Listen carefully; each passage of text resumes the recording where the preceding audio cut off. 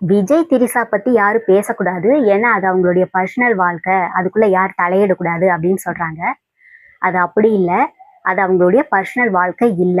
ஏன்னா, பர்சனல் வாழ்க்கை அப்படின்னா, அவங்களுடைய குடும்பம், அவங்களுடைய பிள்ளைங்க, அப்பா, அம்மா, மனைவி, அவங்க குடும்பத்துக்குள்ள ஏதாவது ஒரு பிரச்சனை ஓடிட்டு இருக்கு அப்படின்னா தான், அத வந்து நம்ம பேசக்கூடாது. அதுதான் அவங்களுடைய தனிப்பட்ட வாழ்க்கை. திரிஷா கூட வாழ்றது அப்படிங்கிறது, அவங்க வந்து திரிஷா வந்து அவங்க வீட்டு பெண் கிடையாது. அவங்க குடும்ப பெண் கிடையாது.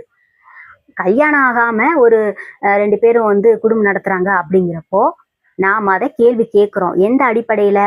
அவங்க விஜய் அவர்கள் வந்து பொது வாழ்க்கைக்குள்ள வந்த பிறகு தான் நாம அந்த கேள்விய முன்வைக்கிறோம்.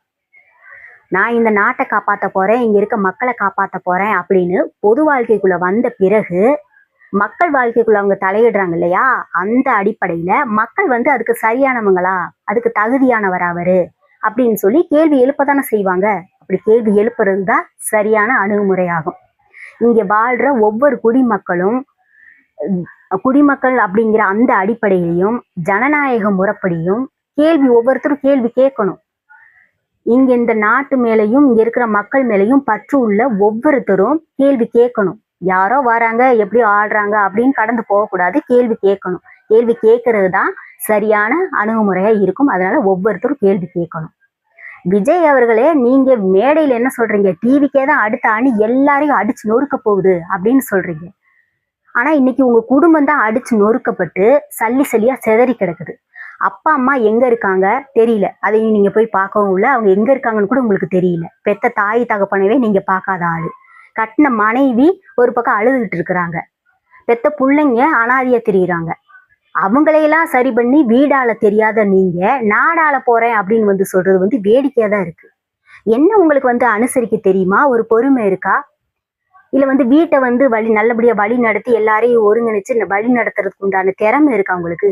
வீடாடுறதுக்கு உண்டான திறமை இருக்கா? அதுவும் இல்லை.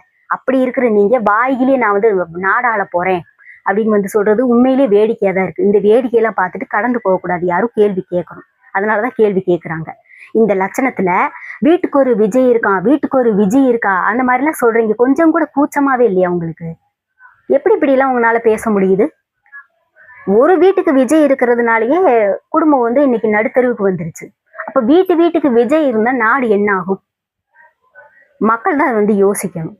ஆனா ஒரு விஷயம் நல்லது நடந்திருக்கு. இந்த சம்பவத்துக்கு அப்புறம் உங்க பின்னாடி இருந்த இளைஞர்கள் எல்லாம் வந்து இப்படி கெட்டு போறாங்களே, அடிப்படை அரசியல் புரிதல் இல்லாம இருக்காங்களே அப்படின்னு ரொம்பவும் வருத்தமா இருந்துச்சு. உண்மையிலேயே வருத்தமா இருந்துச்சு.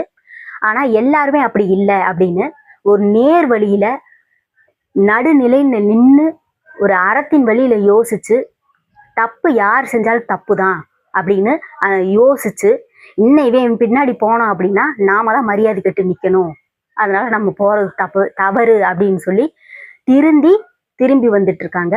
அந்த இளைஞர்களுக்கெல்லாம் வாழ்த்துக்கள். கெட்டதுலயும் ஒரு நல்லது நடக்குது.